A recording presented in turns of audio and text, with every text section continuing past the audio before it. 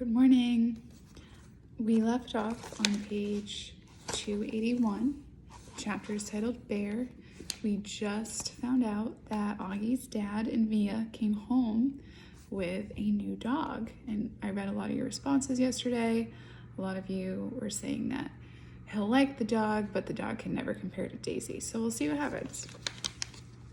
We called the puppy Bear because when Mom first saw him, she said he looked just like a bear cub. I said, "That's what we should call him," and everyone agreed, and that was the perfect name.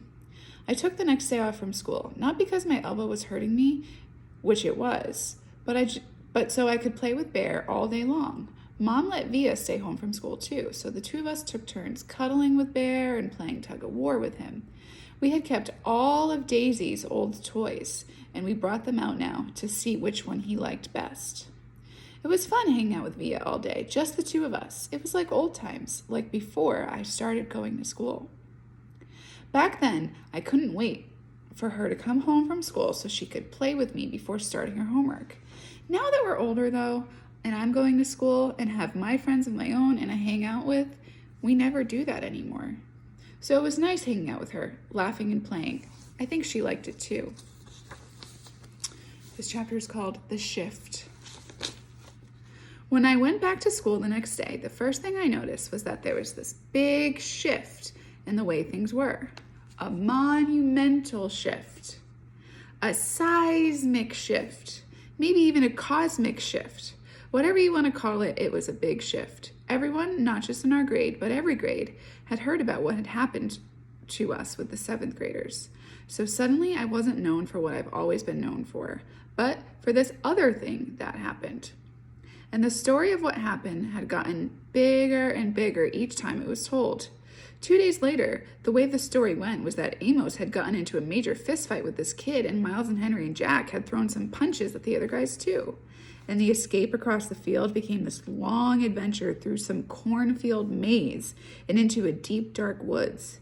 Jack's version of the story was probably the best because he's so funny. But in whatever version of the story, and no matter who was telling it, 2 things always stayed the same. I got picked on because of my face, and Jack defended me. And those guys, Amos, Henry, and Miles, protected me. And now that they had protected me, I was different to them. It was like I was one of them. They all called me little dude now, even the jocks. These big dudes I barely even knew before I was knuckle punched. And they knuckle punched me. They're saying hi to me in the hallways now. Another thing to come out of it was that Amos became super popular, and Julian, because he missed the whole thing, was really out of the loop. Miles and Henry were hanging out with Amos all the time now, like they switched best friends. I'd like to be able to say that Julian started treating me better too, but that wouldn't be true. He still gave me dirty looks across the room. He still never talked to me or Jack. But he was the one, and the only one, who was acting like that now. And me and Jack, we couldn't care less. Okay, we have one more chapter today. This chapter is called Ducks. The day before the last day of school, Mr. Tushman called me into his office to tell me that they had found out the names of the 7th graders from the nature retreat. He read me off a bunch of names that it didn't mean anything to me, and then he said the last name, Edward Johnson.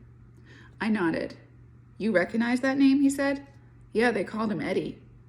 "Right. Well, they found this in Eddie's locker." He handed me what was left of my hearing aid headband.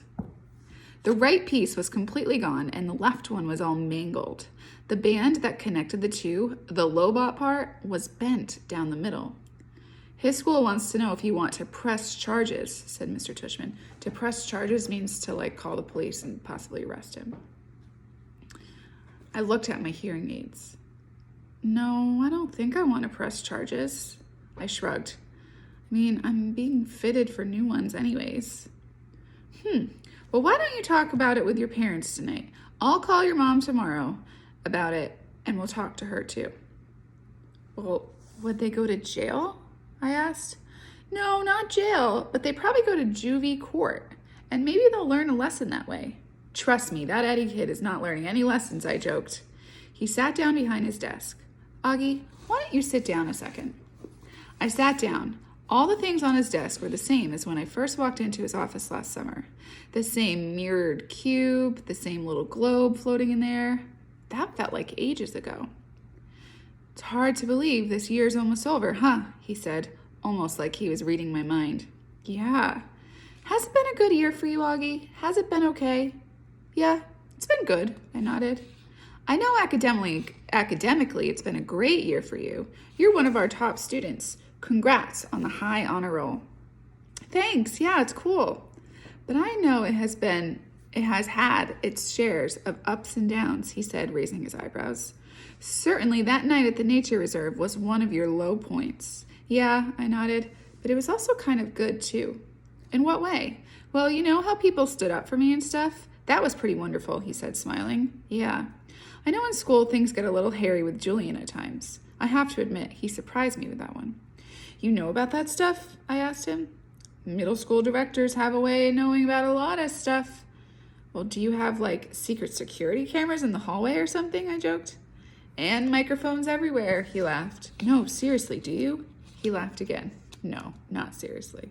Oh, but teachers know more than kids think, Augie.